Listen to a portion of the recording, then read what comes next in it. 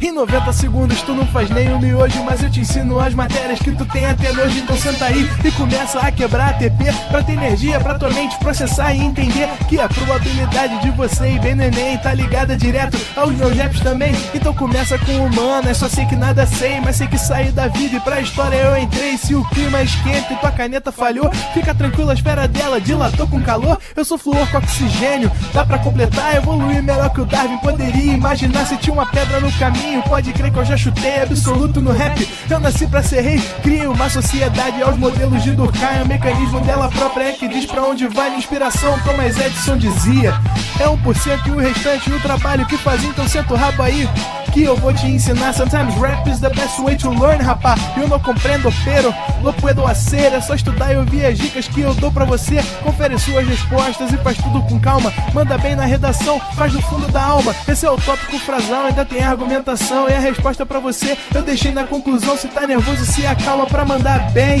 E se liga nos vídeos que eu te preparo pro Enem.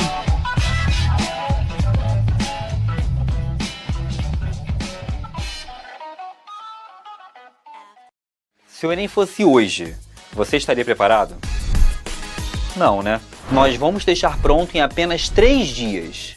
No dia 5 de junho, eu estarei te explicando tudo que você precisa para fazer a prova do Enem. Para você que nunca fez, que não conhece a prova, não sabe como funciona, eu vou te explicar cada detalhe dessa avaliação.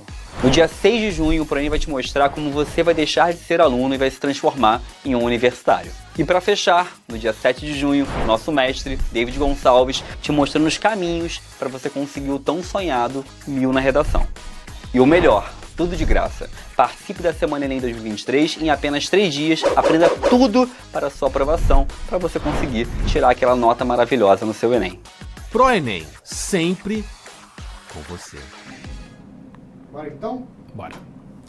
Salve, salve, meu povinho! E aí, galera? Salve, salve, boa tarde a todos e a todas. Quem vos fala? O seu futuro ex-careca. Ah, moleque! Professor Alan Rodrigues na área. Cá estamos nós para mais uma aula de reações orgânicas. Já estamos avistando o final desse nosso grande bloco de reações orgânicas. Ah, moleque! Ah, moleque! Lindo, gente! Assuntaço, hein, gente? Assuntaço, de verdade. Então, quero saudar a todos e a todas que cá estão, em especial a Luaninha aqui, ó, que me saudou, né, como sendo, né, o futuro ex-careca. Essa aí já é o quê? Padrão ouro, é ou não é? E aí, ó, saudar todo mundo que já tá aqui presente comigo, salve, salve. Ah, moleque, vamos que vamos, vamos que vamos, é isso aí, rapaziada. E hoje é mais um passo, né, gente? É mais um passo à frente. A gente chega aqui agora na nossa aula do quarto bloco de reações orgânicas. A gente já falou de reação de adição, a gente já falou de reação de eliminação, falamos de reações de substituição, isso até durou 2 aulas. Hoje a gente vai falar de reação de oxidação, especificamente de alceno. A ozonólise, ela é um tipo de oxidação de alceno. E na semana que vem a gente vai ter oxidação de álcool. E aí a gente vai fechar o bloco de reações orgânicas, depois trata sobre polímero, a gente fecha essa parte de química orgânica e começo eu a dividir com a Carol a parte de fisicoquímica. Tudo bem? Até porque na química são três macro-áreas e vocês têm 2 professores, então chega uma hora que eu e Carol, a gente começa a trabalhar junto físico-química, beleza? Bom, gente, então é isso, espero que vocês estejam muito bem, vamos seguir nossa vida para a gente poder começar a conversar sobre reações de oxidação. Faz o seguinte, vem comigo pro quadro, que ele já está aqui devidamente organizado, deixa eu só pegar meus pilões aqui, que eu escrevi no quadro e guardei depois os pilões. Pronto, já está na mão. Olha só, meu povo, a gente já tem um quadro aqui montado e esse quadro que eu coloquei para vocês, ele é um quadro relacionado à parte de reações de oxidação, tá? E aí vamos com calma, porque esse bloco de reações orgânicas, diferente das outras situações que a gente conversou até aqui, a gente meio que vai ter que aceitar alguns resultados, é claro. Eu vou te dar alguns macetinhos para você poder descobrir os produtos das reações de oxidação. Mas eu já vou adiantar para vocês que vocês não vão estudar aqui a reação orgânica de oxidação como um todo. Até porque essas reações aqui, elas envolvem muitos componentes, envolvem muitos compostos e, de fato, se você fosse montá-las como um todo, né, de forma completa, você teria um certo nível de dificuldade. Não por ser você, e sim porque essas reações elas são muito complexas. Tem 7, 8, 9 componentes participando da reação, então muitas vezes essas reações elas são muito complexas. Ou seja, em suma, o que vai interessar para vocês? Quando a gente for estudar reações de oxidação, o que interessa é qual é o reagente orgânico, qual é o produto orgânico. E eu vou te dar algumas técnicas para você conseguir identificar qual é o produto que a gente produz a partir de uma reação de oxidação, que pode ser de alceno, pode ser de álcool, que a gente vai conversar na semana que vem, e uma série de outras coisas, mas a gente vai ficar aqui, pelo menos durante o nosso ano, limitado a esses 2 grandes blocos. Tudo bem? Então vamos lá para a gente poder entender o que são reações orgânicas de oxidação. Vocês, depois me diz no chat, pessoal, eu estou até olhando aqui para o chat, se vocês já tiveram aula de oxidação e redução com a Carolzinha. Vocês conseguem me dizer no chat?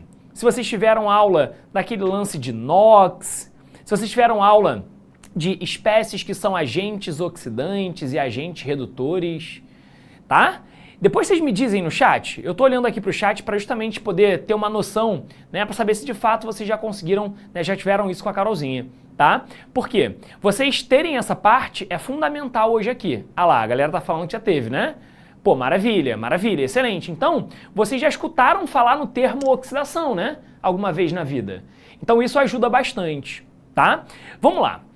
Se vocês já viram isso, eu vou ter o meu trabalho, né, metade do meu caminho, né, já traçado. Porque você já tem noção do que são reações de oxidação. Vamos lá. O que são reações de oxidação? Reações de oxidação acontecem quando uma espécie perde elétrons. Se uma espécie perde elétrons, ela perde carga negativa. Se ela perde carga negativa, ela vai ter o seu NOx, a sua carga, elevada. A sua carga vai aumentar. Então a gente diz que uma espécie sofre o processo de oxidação quando ela tem o seu NOx elevado.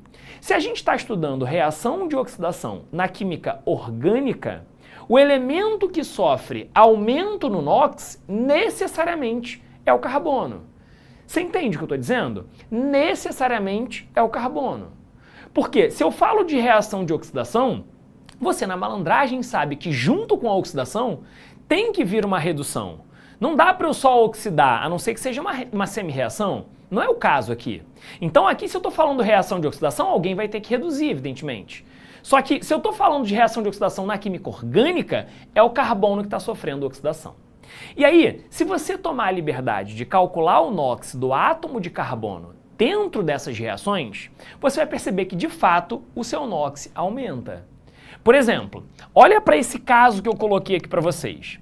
Se você calcular o NOx desse átomo de carbono, aqui ele é -1. Depois da reação de oxidação, se você calcular o NOx dele, ele foi para +3. Então, o aumento no NOx é consequência de um processo de perda de elétrons e esse aumento do NOx caracteriza o processo de oxidação. A gente pode representar uma reação de oxidação colocando o oxigênio entre colchetes em cima da seta. Beleza? Então eu posso colocar e representar esse processo oxidativo colocando o oxigênio em cima da seta. É uma opção, tá, gente? É uma possibilidade que vocês vão ter de representar essas reações de oxidação. Tudo bem? Agora vamos lá. O nosso objetivo hoje é falar sobre oxidação de alceno. São elas oxidação branda, tá aqui, oxidação enérgica, tá aqui, e daqui a pouco eu vou colocar para vocês reações de ozonólise. Professor, o que é isso? Gente, ozonólise já caiu no Enem, então é importante que você conheça, até porque se você for pegar as questões antigas para fazer, em algum momento você vai acabar se deparando com isso. Tudo bem? Então vamos lá, vamos dar um passinho de cada vez, galera. Oxidação branda e oxidação enérgica. Em termos nominais, se eu for pensar no nome brando e no nome enérgico, a gente consegue perceber facilmente a diferença entre eles. Brando é uma reação mais calma, mais simples. né? Menos intensa, menos agressiva. Agora, o processo é enérgico quando ele é mais incisivo, ele tem mais energia, ele faz com que a oxidação seja mais intensa. Mas, Alan, o que é isso de intensidade da reação? Tem a ver com o processo de aumento do NOx. Eu não falei para vocês que oxidação tem a ver com elevar o NOx? Na oxidação branda, aumenta o NOx? Sim, só que não aumenta tanto quanto o processo de oxidação enérgica. Você entende o que eu estou dizendo? A oxidação branda aumenta o NOx? Sim, só que não aumenta tanto quanto aumenta a oxidação enérgica. Ah, então ser brando ou enérgico tem a ver com quanto de energia a gente vai empregar naquele processo oxidativo. Nos dois aumenta o NOx, só que aqui aumenta mais o NOx do que aqui. E aí eu vou dizer uma outra coisa para vocês. No processo de oxidação branda, como a quantidade de energia envolvida é baixa, a gente consegue simplesmente quebrar ligações que são mais fáceis de serem quebradas. Em outras palavras, a gente consegue somente quebrar ligações que são ligações simples. Opa!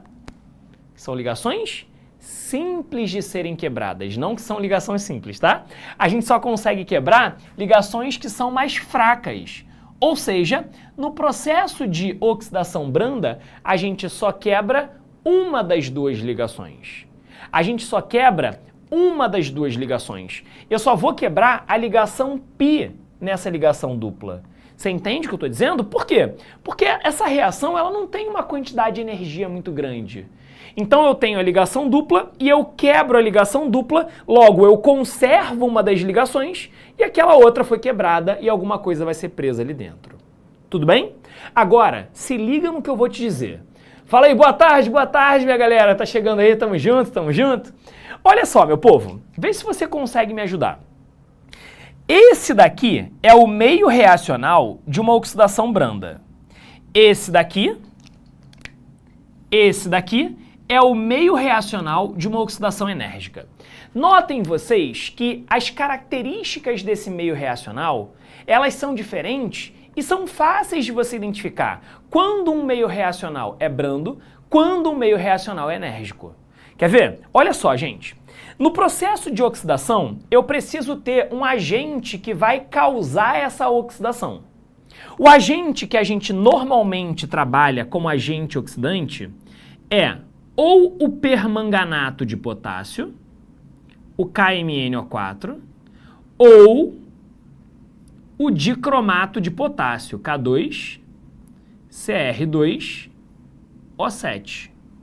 Então, ou a gente trabalha com esse agente oxidante, que é o permanganato de potássio, ou a gente trabalha com dicromato de potássio. Essas duas espécies são agentes oxidantes.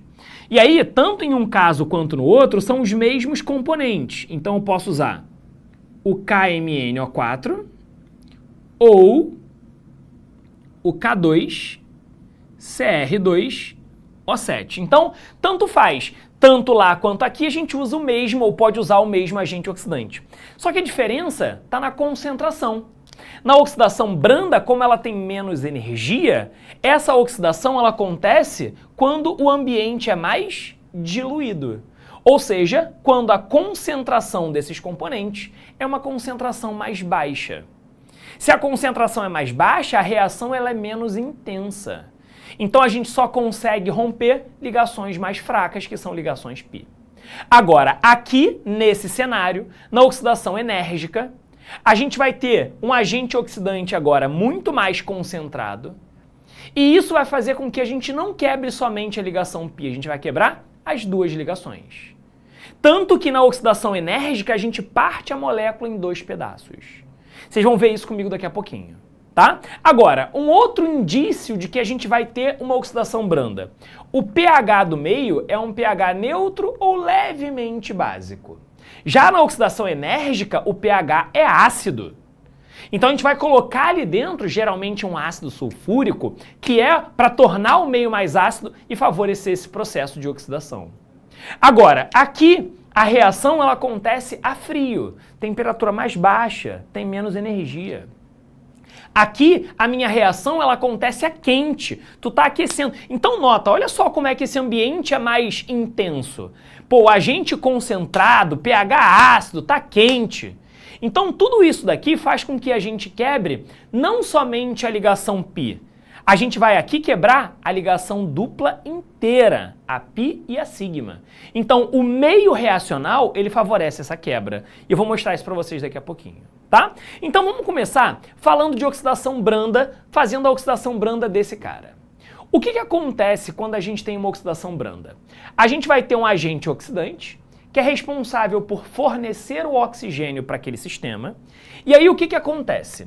Esse sistema, ele vai fornecer o oxigênio para cá, e eu quero mostrar para vocês o que vai rolar, meu povo. Se eu jogar oxigênio ali dentro, o que a gente vai ter vai ser o seguinte. Ó, se eu colocar o oxigênio lá dentro, a ligação que era uma ligação dupla passa a ser uma ligação simples.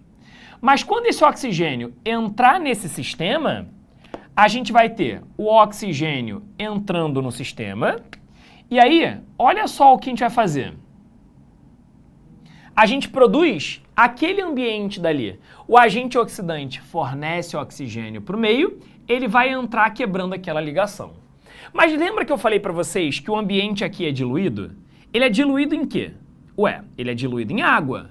Ah, então isso indica pra gente que a gente vai ter água dentro do sistema e a água, ela é representada por H2O.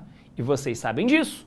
Então o que ocorre é que a gente vai ter a quebra dessa ligação e dessa, de tal forma que esse H vem pra cá e esse OH, ele vem pra cá. Sendo assim,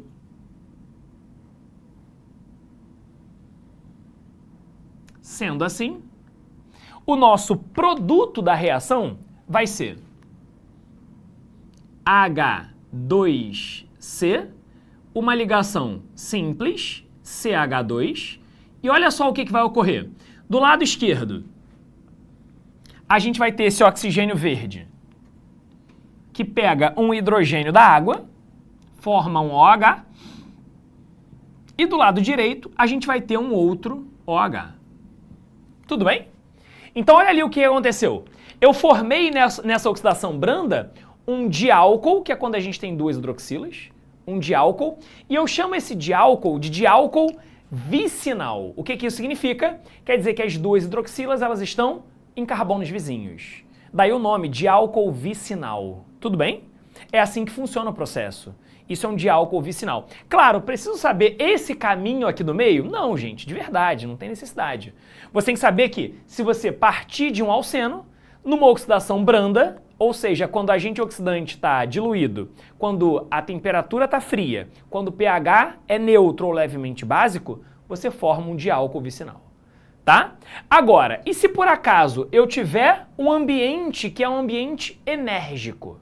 Se eu tiver um ambiente enérgico, existem algumas possibilidades de compostos para serem produzidos.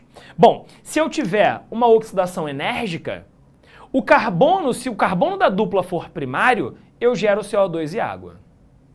Se o carbono da dupla for secundário, eu formo ácido carboxílico.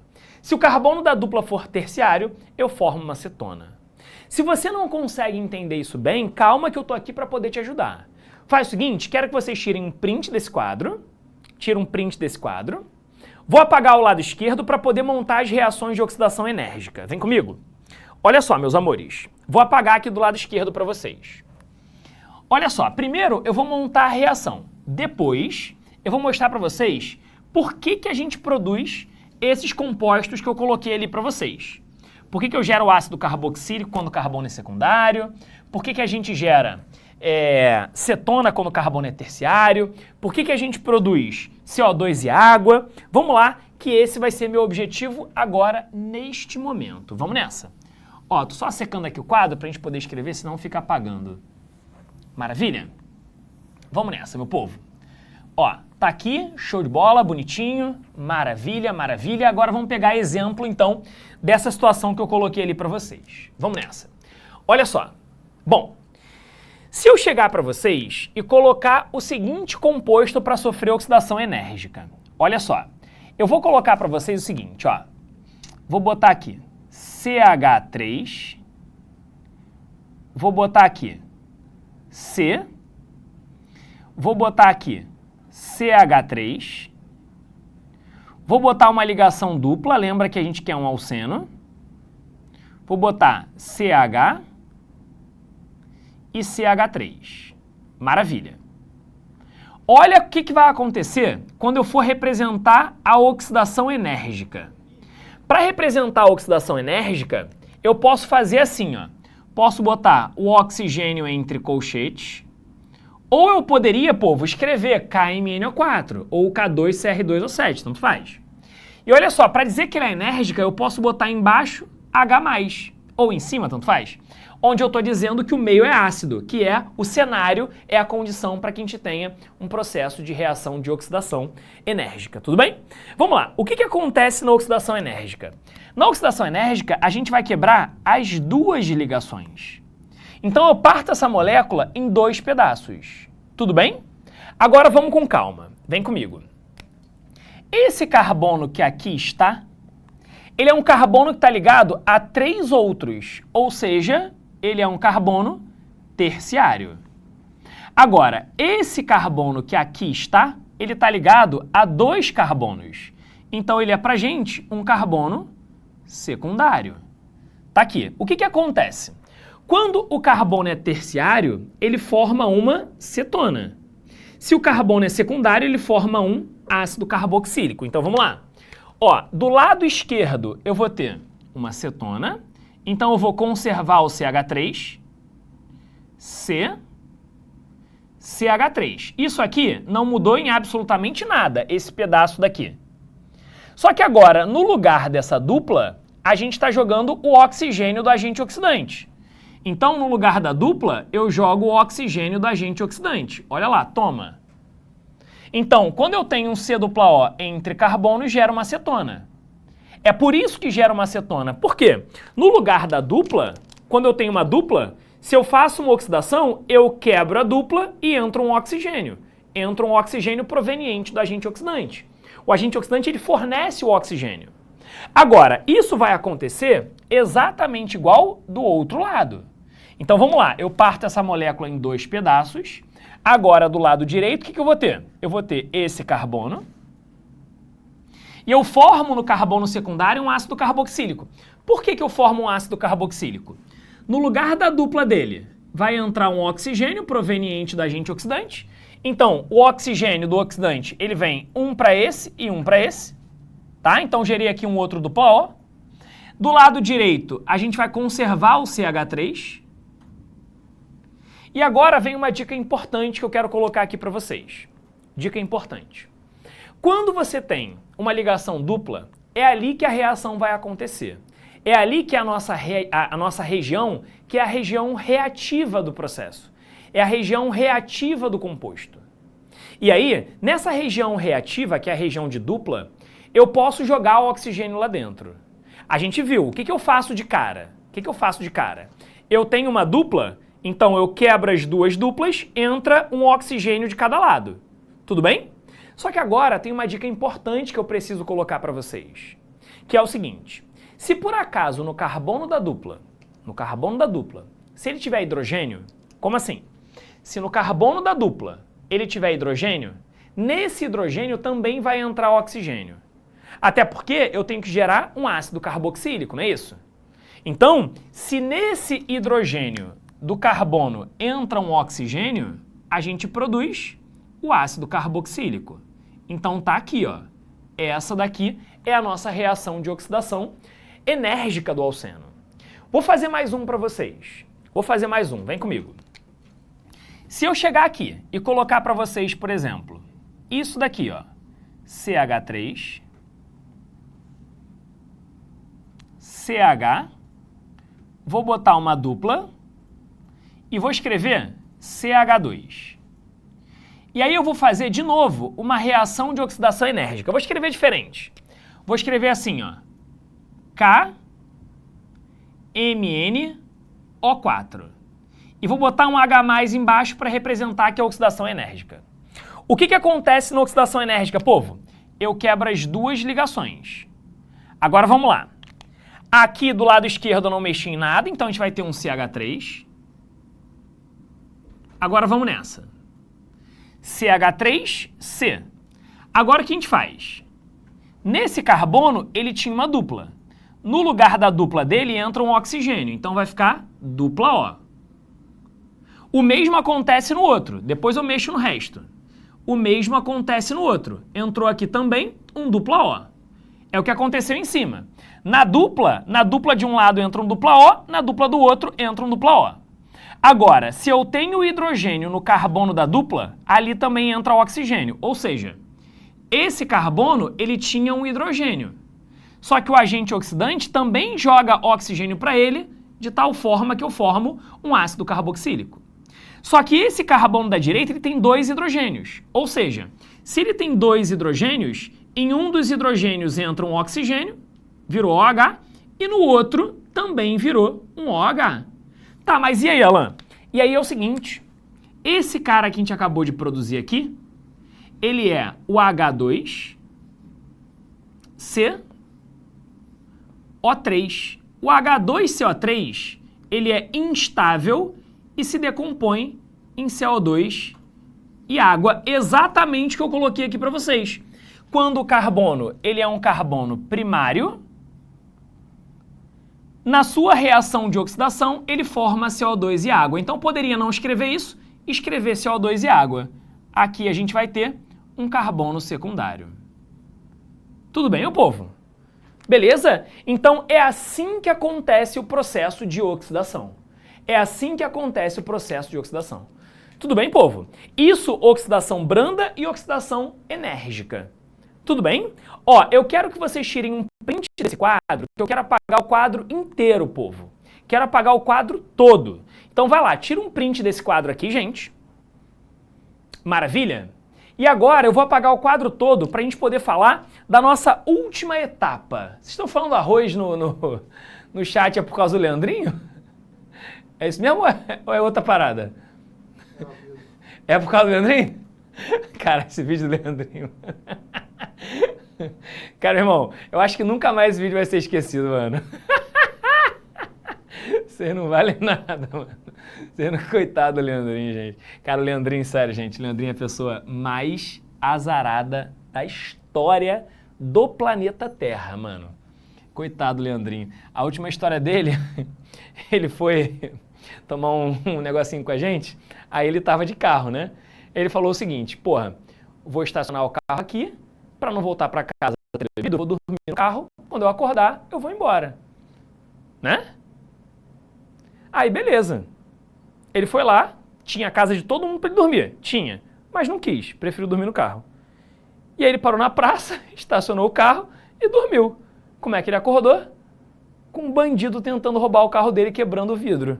Aí ele acorda desesperado, uá! Aí o bandido sai correndo, irmão. O moleque foi embora e ele com o vidro quebrado, mano. Cara, imagina, doideira, cara. Sério, mano, aí, vocês não têm noção do que é a vida de seu Leandro Almeida, cara. Sério, mano, o maluco já passei por quase tudo nessa vida, em matérias de guarida. É, mano, doideira, velho, doideira, cara. Só o Leandrinho mesmo, cara.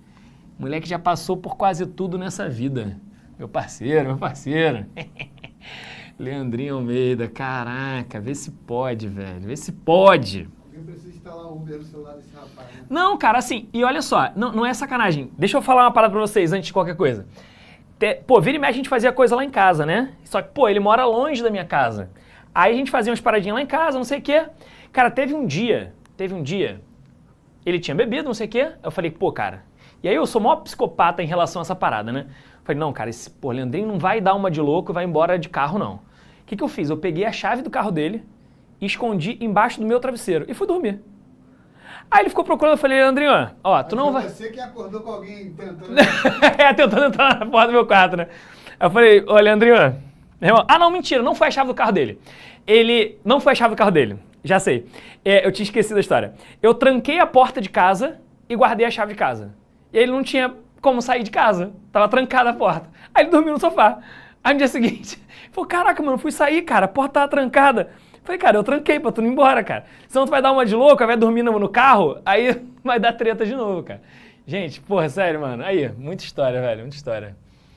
Bom, as melhores histórias são contadas pelo senhor Otto Carlos Barreto Neto, né? São as melhores histórias. Papo reto, cara. Aí, mano, aí, o Otto é muito bom, cara. As histórias são boas, mas o Otto torna a história muito melhor, cara. Sem brincadeira. Vambora, gente, vamos nessa. Ó, vamos lá para nossa letra C. Último caso. Último caso de reação de oxidação para vocês aqui. Papo reto, cara, aí. Vocês estão rindo, mano? Bagulho doido, velho. Bagulho doido. Muita história. Um dia eu conto a história do Otto também pra vocês aqui. Tem a história do Otto que, meu Deus do céu, cara. Ai, só rindo com esse moleque. Vambora. Vamos nessa. Reação de ozonólise. Até esqueci que eu tava falando aqui. Reação de ozonólise. Ai, tô lembrando as histórias aqui, mano. Cada um que me aparece. Vambora, gente. Reação de ozonólise. Eu falei pra vocês que essa reação ela já apareceu no Enem. E aí, vamos tentar entender como é que ela funciona. Essa reação, ela sendo vista na sua essência, ela é até um pouco sofisticada, tá? Mas eu vou te dar um macete depois no final pra você poder montar essa reação rapidinho, tá? Vou montar primeiro do jeito mais denso, mais complexo. E aí depois eu mostro pra vocês como é que se faz para montar essa reação mais rápida, tá? Bom, vamos lá. Eu quero primeiro contar para vocês sobre o meio reacional, tá? Então vamos começar por isso. Qual vai ser o meio reacional? Ó, o meio reacional numa reação de ozonólise, eu acho que é bem intuitivo em dizer para vocês que vai ser do ozônio, né? Então você deve conhecer o ozônio é o O3, e a gente vai ter duas etapas aqui. Na ozonólise são duas etapas. A primeira dessas etapas é a reação com o ozônio, é a reação com o O3, tá? Aí o que acontece? A segunda etapa da ozonólise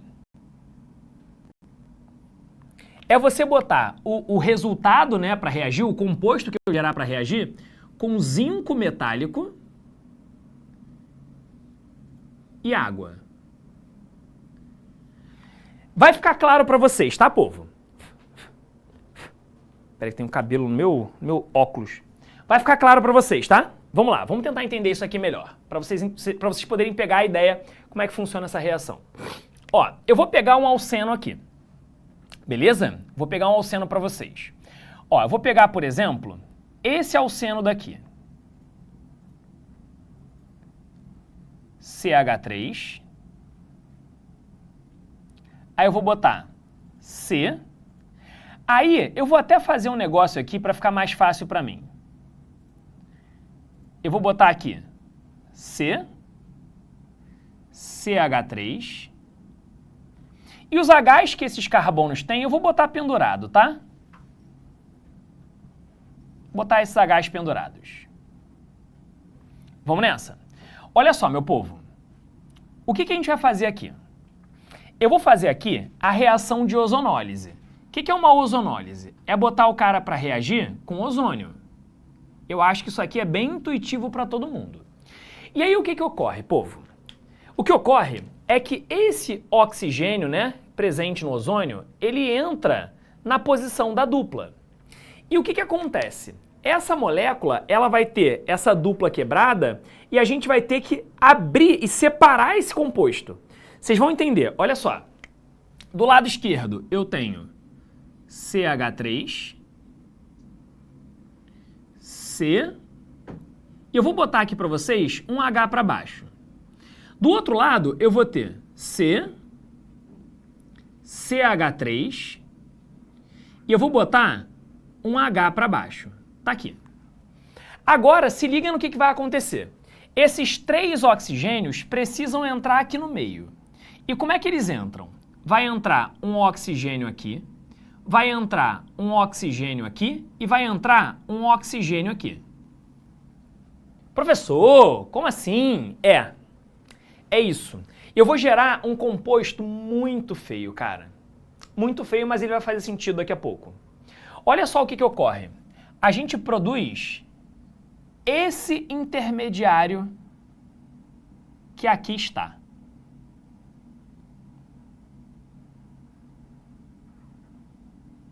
Ó, a gente produz esse intermediário que aqui está. Professor, meu Deus do céu, o que é isso? Cara, é um intermediário chamado de ozoneto ou ozonida. Tudo bem? Vamos seguir a vida? Lembra que eu falei que a segunda etapa é você reagir com água na presença de zinco? Agora, olha o que vai acontecer. Água na presença de zinco metálico. Olha o que ocorre aqui dentro, povo, agora. A gente vai ter a quebra dessa ligação, a quebra dessa ligação, a quebra dessa ligação. Tá vendo que esse oxigênio ele tá ficando sozinho? Ele fica sozinho porque ele vai para a água, certo?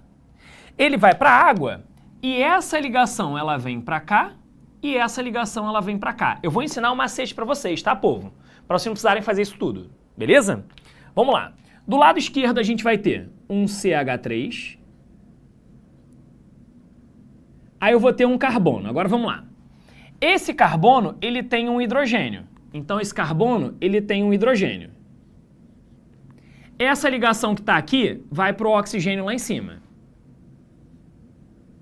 Dupla O. Agora, mais... Do outro lado, o que eu tenho? Eu tenho CCH3, eu tenho CCH3.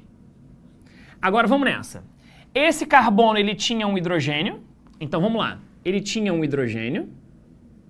E apareceu um dupla O lá em cima. Dupla O. Mais o quê?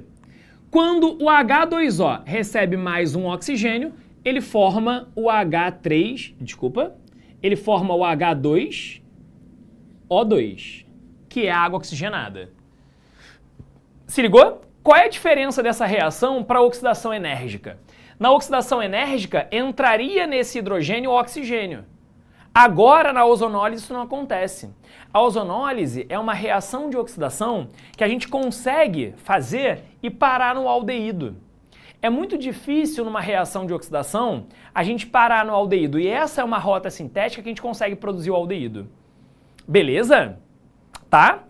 Beleza, Alan. Mas e aí? Vamos tentar entender essa reação mais rápida? Como é que eu consigo ganhar praticidade nessa reação? A gente consegue ganhar praticidade da seguinte forma. Você tem que entender o seguinte. Vou escrever para vocês um outro reagente, diferente desse. Vou escrever esse cara daqui, ó. CH3, C, CH3. Vou botar uma ligação dupla, C. E eu vou botar aqui, ó, CH2. Vou botar um H para cá e vou botar um H para cá. E eu quero fazer aqui uma oxidação do tipo ozonólise. Ou seja, eu quero que na primeira etapa eu acrescente o ozônio e eu quero que na segunda etapa eu coloque zinco e água. Tá aqui. Vamos lá.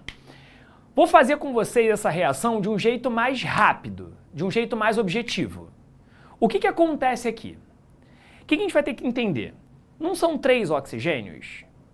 Se são 3 oxigênios, um dos oxigênios vai para um dos carbonos da dupla.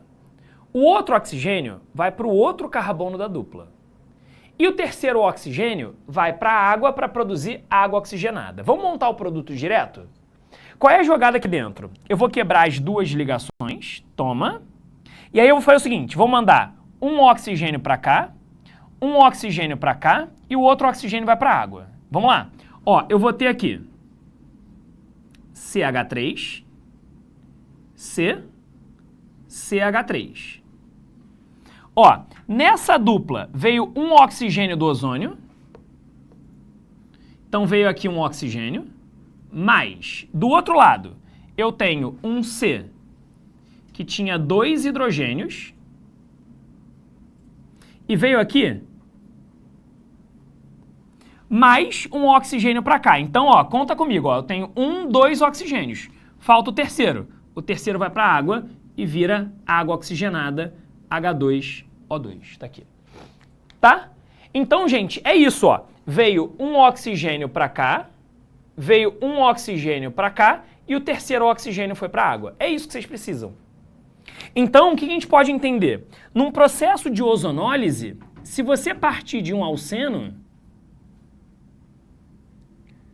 você vai ter as duas etapas, onde a primeira é a reação com ozônio, a segunda é o zinco barra água. E aí, quais são as possibilidades de produtos que a gente tem? Vamos lá.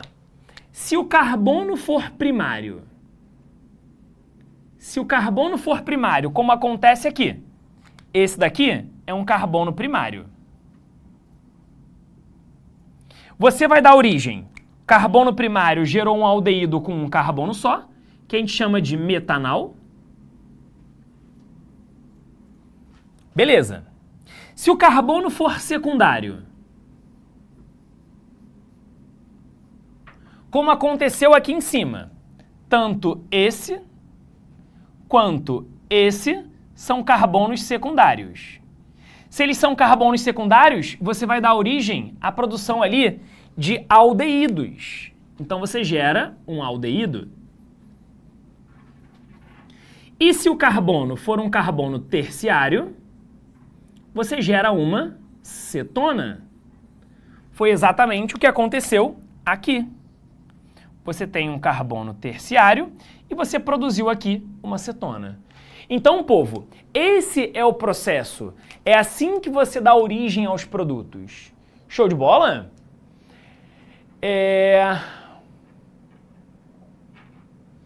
Então, Luiz, o Luiz perguntou do H e do OH.